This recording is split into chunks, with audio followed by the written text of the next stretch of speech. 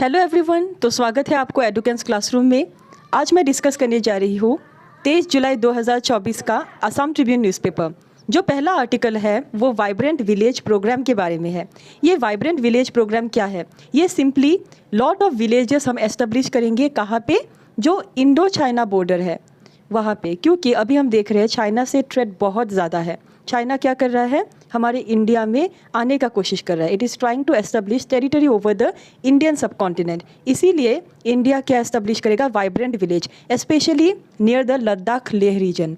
Government of India क्यों ये initiative ले रहा है? क्योंकि बॉर्डरिंग एरियाज़ में पहले भी हमने देखा है कि चाइना ने बहुत से एरियाज़ को इलीगली ऑक्यूपाई किया है। आप जानते हैं जो चाइना का जो पॉलिसी है, तो उस पॉलिसी के हिसाब से वो टेरिटोरियल एक्सटेंशन करते हैं। उन लोगों का ऑलरेडी जो 11 डैश लाइन है, इमेजिनरी लाइन जो उन्होंने एस्टेब्लिश किया है, तो इंडिया का बहुत से ऐसे रीजन्स है जो वो ऑक्यूपाई करना चाहते हैं, स्पेशली अरुणाचल प्रदेश। तो इसीलिए अभी वो लोग क्या कर रहे हैं, जो BSF जो है, they are building up vibrant villages along with providing important amenities, that means health care, education सब प्रोवाइड करेंगे इन विलेजेस में। तो एक साथ टूरिज़्म भी बूस्ट हो जाएगा। जो ट्रूप्स है वो लोग वेपन्स भी सप्लाई करेंगे, जो आराम से हम ऑपरेट कर सकते हैं विदाउट एनी हिंड्रेंस। और बहुत ही इम्पॉर्टेंट एक हेल्प करेगा सेला टनल। हमने अभी अभी सेला टनल के बारे में पढ़ा है। सेला टनल क्या है? सेला टनल है, ये आप देख सकते हैं इमेज में। बाइलेन टनल है, सबसे लॉन्गेस्ट बाइलेन टनल है, 13,000 फीट का, जो गुवाहाटी और तवांग को कनेक्ट करता है in case of Arunachal Pradesh. तो ये भी एक इम्पॉर्टेंट कनेक्शन बनाएगा सेला टनल, ताकि जो मिलिटेंट्स है, जो मिलिट्री है, वो आसानी से इस टनल से वो क्या कर सकते हैं, सप्लाई कर सकते हैं, या जितना भी उन लोग का ऑपरेशंस है ये सब कर सकते हैं, ताकि चाइना का कोई भी इंटरफेरेंस ना हो। आराम से troops, machinery Indo China border से ये लोग पास कर पाएंगे। थोड़ा सा सेला टनल के बारे में हम लोग पढ़ते हैं। ये किसने एस्टेब्लिश किया है? बॉर्डर रोड्स ऑर्गेनाइजेशन ने एस्टेब्लिश किया है। प्रोजेक्ट है वर्तक प्रोजेक्ट। वो क्या करता है? नेशनल हाईवे 13 को कनेक्ट करता है। नेशनल हाईवे 13 को कनेक्ट करता है ताकि हम इजीली तवांग, जो अरुणाचल प्रदेश में है, वहाँ तक इजीली ट्रैवल कर सके। तो it is also boosting tourism, right? One way boosting tourism को भी बूस्ट कर रहा है। क्योंकि विंटर के सीजन में क्या होता है, ये तवांग का जो रास्ता है ये एकदम ही ब्लॉक हो जाता है, वो बहुत मतलब कनेक्टिविटी बहुत ख़राब हो जाता है। तो इस हिसाब से ये सेला टनल बहुत इंपॉर्टेंट एक कनेक्टिविटी कर रहा है। It also ensures easy access between Bomdila and Tawang. जो बोमडिला पास है वहाँ से भी ईजी एक्सेस हो सकता है, ताकि हम लोग का क्या हो रहा है, इससे हम लोग का एक काम हो रहा है कि हम कहीं से भी असम के किसी भी कॉर्नर से अरुणाचल प्रदेश तक जा सकते हैं। और साथ साथ क्या हो रहा है कि यहाँ पे टूरिज़्म का भी एक इम्पॉर्टेंट बूस्टिंग हो रहा है। तो यहाँ पे लैंडिंग ग्राउंड्स भी बनाया गया है, जो मैं बोल रही थी, उस जहाँ पे मतलब इंडो चाइना जो बॉर्डर है, जहाँ पे इंडिया ने विलेजेस एस्टेब्लिश किए हैं, जो लद्दाख रीजन में इंडिया का जो पार्ट है near to bordering part near to China, वहाँ पे हेलीपैड्स भी बनाया है, लैंडिंग ग्राउंड भी बनाया, एयर कनेक्टिविटी, रोड कनेक्टिविटी सब कुछ इम्प्रूव किया है, ताकि चाइना का जो इन्वेशन है वो कम हो जाए। तो चाइना क्या कर रहा है? जियाकोंग विलेज में वो लोग क्या कर रहे हैं? एस्टेब्लिश कर रहे हैं अपने विलेजेस। इसीलिए ये इनिशिएटिव इंडिया ने भी स्टार्ट किया है कि वाइब्रेंट विलेजेस हम भी एस्टेब्लिश करेंगे लद्दाख में। तो अगर हम सेला टनल का जो इटमोलॉजी है, मतलब नाम कहाँ से आया, ये अगर डिस्कस करें तो पता चलता है कि 1962 में जो चाइना और इंडिया का जो वार हुआ था, उसमें एक कैप्टन थे, उनका नाम था कैप्टन जयंत रावत। तो जयंत रावत ने क्या किया था? बहुत से ऐसे चाइनीज़ मिलिट्री ट्रूप्स को उन्होंने डिफीट किया था। और एक ट्राइब था अरुणाचल का, तो एक लड़की थी, उनका नाम था सेला, और दूसरी लड़की थी, उनका नाम था नूरा। उन्होंने बहुत हेल्प किया था मिलिट्री ग्रुप्स को, जो चाइना के मिलिट्री ग्रुप्स को हराने के लिए इनको बहुत से एम्यूनिटीज़ प्रोवाइड किए थे कैप्टन जसवंत राव को। इसीलिए क्या हुआ था, चाइना ने इनको भी मर्डर किया, ये सेला और नूरा को। तो इन्हीं के नाम से ये टनल का नाम पड़ा। और आसपास के जो वाटरफॉल है, उस वाटरफॉल का नाम नूरा के नाम से पड़ा, और जो सेला पास है उस पास का भी नाम सेला से पड़ा। तो यही था अबाउट वाइब्रेंट विलेज प्रोग्राम, और यहाँ पे सेला टनल बहुत इंपॉर्टेंट एक भूमिका निभाता है। सेकेंड आर्टिकल है Guwahati Jal board to provide water to house hold.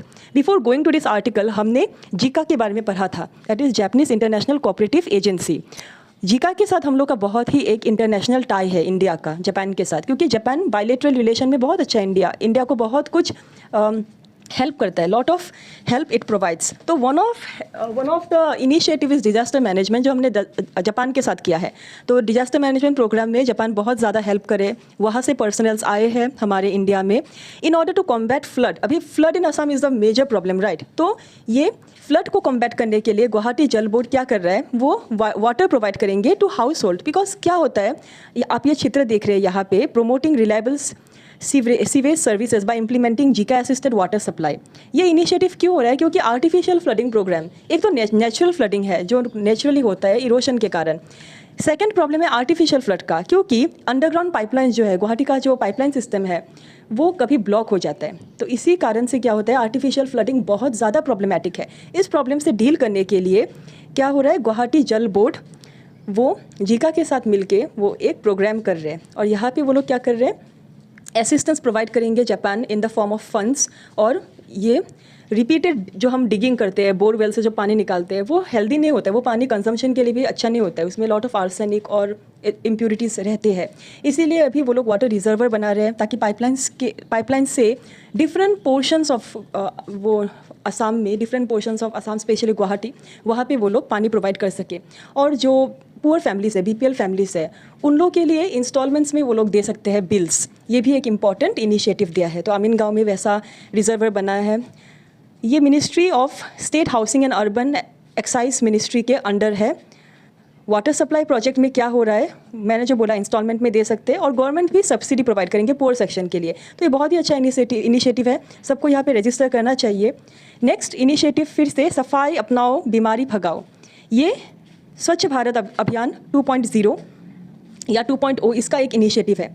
तो यहाँ पे क्या हो रहा है, क्लीन सिटी हेल्दी सिटीजन। अगर सिटी क्लीन रहेगा तो सिटीजन बहुत ज़्यादा हेल्दी रहेंगे। Ministry of housing and urban affairs के अंडर में स्वच्छ भारत अभियान जो है वो लॉन्च कर रहे हैं। ये प्रोग्राम गुवाहाटी एक मॉडल सिटी के तौर पे वो लोग बनाने जा रहे हैं, ताकि गुवाहाटी का जो सैनिटेशन प्रॉब्लम है वो सॉल्व हो जाए। पुअर सैनिटेशन है, इसीलिए फ्लडिंग बहुत ज़्यादा होता है। इसीलिए गुवाहाटी म्यूनिसिपल बोर्ड ने क्या किया, बहुत से ऐसे कैंपेन्स ऑर्गेनाइज किए जहाँ पे individual, community as well as NGO and government official they are going to clean up the different parts of Guwahati. और यहाँ पे सफाई मित्रास जो गवर्नमेंट ऑर्गेनाइजेशन है वो लोग भी बहुत इंपॉर्टेंट पार्ट कर रहे हैं। एक बेलतौला में रिसेंटली एक माइम शो हो गया। Mime show that means through mute dance form, वो लोग म्यूट एक्टिंग फॉर्म वो लोग एक मैसेज देते हैं। तो निर्बाक माइम टीम ने भी ये परफॉर्मेंस किया था, which is one form of awareness, right. Cleanliness drive, बहुत से क्लीनलीनेस ड्राइव ऐसे आयोजन किए गए रेजिडेंशियल एरियाज़ में। तो ये एक बहुत ही इंपॉर्टेंट कैंपेन है। नेक्स्ट है ऑपरेशन अलर्ट। लास्ट हमने पढ़ा था कि बांग्लादेश में जो टर्मोइल चल रहा है अभी, जो बांग्लादेश स्टूडेंट्स वो बहुत ज़्यादा प्रोटेस्ट कर रहे हैं, क्योंकि वहाँ पे जो एक कोटा सिस्टम अवेल हुआ है, तो वो नहीं चाहते कि वो कोटा अवेल हो जाए। इसीलिए ऑपरेशन अलर्ट हमारे इंडिया में लॉन्च हुआ है। ये क्या बात हुआ, बांग्लादेश में टर्मोइल चल रहा है और ऑपरेशन अलर्ट इंडिया में आ गया। बात ये है कि जब भी हमारे नेबरिंग कंट्रीज़ में कुछ प्रॉब्लम होता है, टर्मोइल होता है, तो वहाँ से माइग्रेंट्स ऑब्वियसली हमारे भारत तक आएंगे in order to get rid of the situation. तो इसीलिए, और वैसे बहुत से स्टूडेंट्स आए हैं अभी, इसीलिए हमारे जो BSF पर्सनल्स है, border road force, border security front, वो क्या कर रहे हैं, बांग्लादेश मेघालय बॉर्डर में वो ऑपरेशन अलर्ट एस्टेब्लिश कर रहे हैं। तो वहाँ से क्या करेंगे वो लोग, ताकि जो स्टूडेंट है इलीगली वो ना आ जाए इंडिया के बॉर्डर में। इसीलिए इसका पर्पस क्या है, बॉर्डर डोमिनेशन एंड मैनेजमेंट। यहाँ पे वो लोग स्टूडेंट को थ्वार्ट ऑफ या स्टूडेंट को जाने दे रहे हैं, लेकिन क्योंकि वो स्टूडेंट्स हैं, क्योंकि वो लोग पढ़ रहे हैं, और we should be very considerate towards student, क्योंकि किसी स्टूडेंट को वो एनवायरनमेंट, वहाँ से वो लोग भाग रहे हैं, इंडिया में उन लोगों का कोई रिलेटिव होगा या फिर कुछ प्रॉब्लम होगा वहाँ पे, इसीलिए वो लोग यहाँ पे आ रहे हैं। तो हम डायरेक्टली उनको भगा नहीं सकते। तो हम क्या कर रहे हैं, इल्लीगली अगर कोई एंटर कर रहा है, हमें क्या करना होगा, उन लोगों को असिस्टेंस तो हम प्रोवाइड करें, फूड प्रोवाइड करें, वाटर अलॉन्ग विथ जितना भी उन लोगों को फैसिलिटीज़ चाहिए, और साथ ही साथ हम उनको कम्युनिकेशन भी दे, ट्रांसपोर्टेशन भी दे, ताकि वो सेफली उनके घर तक जा सके। क्योंकि बहुत से ऐसे लोग हैं जिनका घर बांग्लादेश में नहीं है, वो फंसे होंगे इंडिया के रूट से, वो अपने घर में जाने की कोशिश कर रहे होंगे। तो ये एक बहुत ही इंपॉर्टेंट इवैक्यूएटिंग ऑपरेशन भी हो सकता है। एक तो ये बेसिकली ये ऑपरेशन है ताकि बांग्लादेश के स्टूडेंट्स यहाँ तक ना आए, या बांग्लादेश कोई भी ऑफिशियल इमिग्रेंट्स यहाँ तक ना आए। सेकेंडली, यहाँ पे कोई डिस्टर्बेंस ना हो भारत में because of the neighbouring turmoil. And thirdly, in order to let the students go to their home very safely. ये भी एक बहुत ही इंपॉर्टेंट इनिशिएटिव है। तो बेसिकली यहाँ से जो दाउकी बॉर्डर है, दाउकी बॉर्डर में रिपोर्ट हुआ है कि इंडो बांग्लादेश बॉर्डर क्रॉस करके बहुत से स्टूडेंट्स आए हैं, इसीलिए ये ऑपरेशन अभी लॉन्च हुआ है।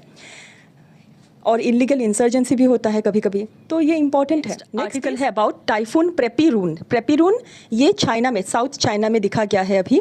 तो चाइना का जो हम बेसिकली डिस्कस करें, 4 tyre emergency response for flood control, इनका एक बहुत ही अच्छा फ्लड कंट्रोल का इनका बहुत ही अच्छा एक इमरजेंसी रिस्पॉन्स सिस्टम है, उसके बारे में हम पढ़ेंगे ताकि ये टाइफून का जो भी इम्पैक्ट पड़े, क्योंकि अभी दिख रहा है कि चाइना में बहुत ज़्यादा फ्लड है। 1 बाय 1 ये 4 बार अभी सीवियर मैसिव डिस्ट्रक्शन हुआ फ्लड के कारण। तो इसीलिए ये लोग कलर कोडिंग कर रहे हैं, colour coding for warning system, ताकि लोगों को पता चल जाए, कोई भी कैलामिटी आने से पहले लोगों को पता चल जाए कि हमें यहाँ पे रहना है या इवैक्यूएट करना है, क्या क्या फैसिलिटीज़ करना है बहुत पहले से। वो लोग सीवियर वार्निंग देते हैं, ऑरेंज, येलो, ब्लू ये सब कलर कोड्स यूज़ करते हैं। तो इससे हम सीख सकते हैं कि चाइना से हम क्या सीख सकते हैं, डिज़ास्टर मैनेजमेंट सीख सकते हैं। नेक्स्ट आर्टिकल है AI और जॉब मार्केट के बारे में। ये एक डिस्कशन, डिबेट टाइप का है कि आर्टिफिशियल इंटेलिजेंस ने कैसे हम लोग का जो प्रेजेंट जॉब मार्केट है, स्पेशली जो IT सेक्टर है, उसमें कैसे दाखिला लिया है।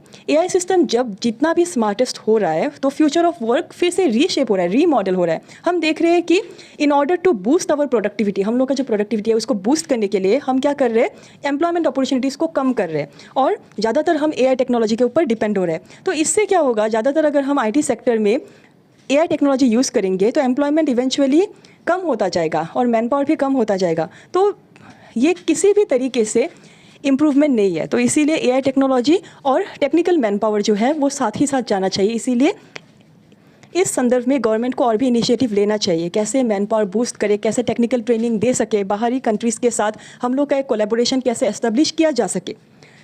नेक्स्ट जो आर्टिकल है वो है impact of heat stress in human. आज ज़्यादातर मतलब एनवायरनमेंट के पॉइंट ऑफ व्यू से ही आर्टिकल आया है। Protect yourself from heat stress, इस स्लोगन के साथ हम आर्टिकल को स्टार्ट करते हैं। एम्स ने अभी एक रिसर्च किया है, वेट बल्ब ग्लोब टेम्परेचर। ये वेट बल्ब ग्लोब टेम्परेचर क्या है, ये बहुत से टेम्परेचर्स, 4 टेम्परेचर्स को मिला के एक एवरेज टेम्परेचर दिया जाता है। वेट ड्राई ऐसे एक टेम्परेचर दिया जाता है, final temperature. Wet bulb globe temperature WBGT जो है अभी परमिसेबल लेवल से बहुत ऊपर है, 32 डिग्री सेंटीग्रेड बहुत ऊपर है। और स्पेशली ये किस किस को अफेक्ट करेगा, जो एल्डरली सिटीजन है, जो 60 ईयर्स के अबव है, जो छोटे बच्चे हैं और जो इंडस्ट्रियल वर्कर है, क्योंकि दे आर मोस्ट वल्नरेबल। इसीलिए ये वल्नरेबल ग्रुप्स को बहुत ज़्यादा इम्पैक्ट करेगा। और basically humidity, radiant heat, air movement इस पर बहुत ज़्यादा डिपेंड करता है। In order to protect our self from this heat stress what should we do, drink lot of water. जब हम कोई भी स्ट्रेनस एक्टिविटी करते हैं, इन बिटवीन हम लोग को रेस्ट लेना चाहिए, लाइट क्लोथ्स पहनना चाहिए, ज़्यादातर दोपहर को बाहर नहीं घूमना चाहिए और बहुत ज़्यादा पानी कंज्यूम करना चाहिए। नेक्स्ट आर्टिकल है अबाउट आइजॉल। अभी आइजॉल जो मिज़ोरम में है बहुत ज़्यादा न्यूज़ में। आइजॉल कैपिटल ऑफ मिज़ोरम, ये बन गया है 4th कैपिटल नॉर्थ ईस्ट का, to come under broad gauge track, मतलब यहाँ पे रेलवे लाइन डायरेक्टली एस्टेब्लिश होने जा रहे हैं। तो मिज़ोरम आइजॉल 4th कैपिटल बनेगा। इससे पहले अगर हम देखें ब्रॉड गॉज कहाँ पे एस्टेब्लिश हुआ है, तो ये 4 जगह है। एक तो दिसपुर गुवाहाटी, नेक्स्ट है त्रिपुरा अगरतला, नेक्स्ट है नाहरलगुन अरुणाचल प्रदेश में, और अभी कहाँ पे हुआ है, आइजॉल इन मिज़ोरम। तो ये क्वेश्चन आ सकता है। तो ये ब्रॉडकास्ट टेक्नोलॉजी क्या है, रेलवे लाइन, और यहाँ पे एस्टेब्लिश होगा। ये रेलवे लाइन का नाम है भैरवी सिरांग, मतलब जो भैरवी है हाइलाकांदी में और सिरांग जो है मिज़ोरम के आइजॉल में, वहाँ से कनेक्शन होगा। और इसका टोटल नेटवर्थ कितना है, 8213 करोड़। ये रेलवे प्रोजेक्ट अभी जुलाई 2025 में कमीशन होने जा रहे हैं। मल्टीपल टनल्स और ब्रिजेस एस्टेब्लिश होगा। एक्चुअली ये 2023 को ही कंप्लीट होना चाहिए था, लेकिन क्या हुआ, जो टेराइन है, वो टेराइन जो हिली एरिया है ना, वो हिली एरिया कम्प्लीटली, मतलब वहाँ पे जो ब्रिजेस, बहुत से ब्रिजेस कंस्ट्रक्ट किए गए, लेकिन वो because of the irregular terrain वो प्रोजेक्ट कंप्लीट नहीं हो पा रहा है। अगर ये प्रोजेक्ट हो गया तो ये बहुत ही अच्छा होगा, क्योंकि यहाँ पे जो ट्रैवलिंग टाइम है, कॉस्ट है, ट्रांसपोर्टेशन फैसिलिटी, सब कुछ अच्छा हो जाएगा और डायरेक्टली हम लोग का एक ईजी पैसेज हो जाएगा, goods as well as human का। तो that's it for today, till then bye bye.